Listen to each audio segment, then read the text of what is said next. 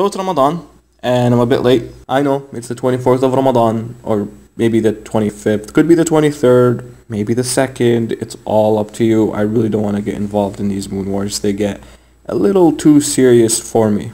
But see, every day in Ramadan is like a race, right? And every day is a struggle to try and get to the finish line. Now, unfortunately for me, to be honest with you, I really don't think I succeed at getting there every single day. I mean, Ramadan is all about getting closer to Allah, to the Quran, praying Taraweeh, not eating. But unfortunately, sometimes it seems that Ramadan becomes mostly about eating. I mean, for us Arabs, you have food like fatteh, wara inab, and tabbouleh all making an appearance. It gets difficult.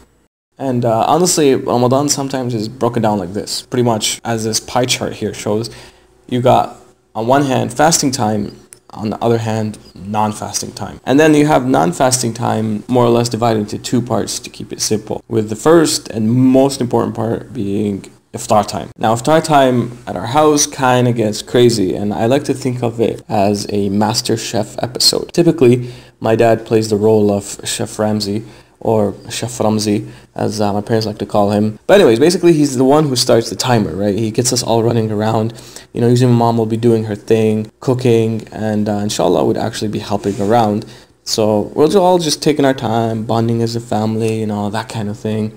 But then my dad pops in, and it's usually the same exact time. He'll pop in and announce, half an hour until iftar, and that's when the chaos starts. See, before that 30-minute mark, my mom would be all chill, you know, when we're helping her. You know, oh, Habibi, you spilled all the shurba on the floor. Don't worry about it, Habibi. But after Ba makes this announcement, nope, no more. It's serious business time. My mom puts on her game face, runs a tight ship now. You know, relationships are broken, they're scarred. And unfortunately, that's just the way it is on the big stage. You know, last year you cut the tomatoes too small for the fattoush. Guess what? You're sweeping the floor now. And it's a struggle. Some of us fall down and need to be picked up. But alhamdulillah, we get through it together. And those few minutes before iftar, you really come out of the experience stronger. Obviously, the reward is the food you enjoy now. Okay, my fam doesn't look like that. And is that gravy for the chicken? And why there's so many vegetables? A'udhu billah. The chicken's probably not even al-faham.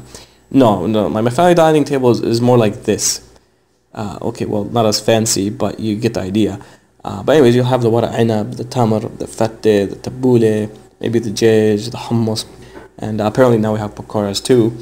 But anyway, the table is a lot more full than the previous picture. I mean, you got my dad, who will still be played by Chef Ramzi for this episode. You got my mom, me, my sister, my other sister, my brother-in-law, my brother, my other brother, my other brother, and my other brother.